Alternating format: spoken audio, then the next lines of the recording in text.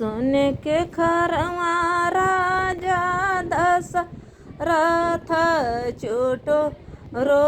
चुटुरु चल हो बहिनी चली भइल मालिनी फूलवरिया मालिनी यहाँ से अरज कर बहिनी चली भइल मालिन फूलवरिया मालिनी यहाँ से रज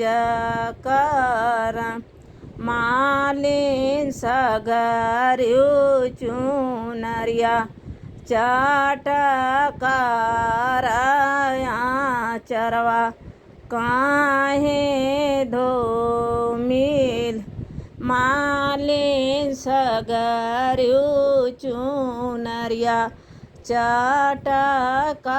चटकाराया चरवा काहे धूमिन बोलियत ए राजा बोलला बोल हिउ ना जानला होरा जा जाई के पूछा हो रानी कौशल्या कावाने गुना बाझिन राजा जाई के पूछा हो रानी कौशल्या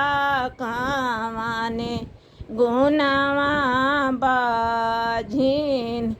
एतनी बचन राजा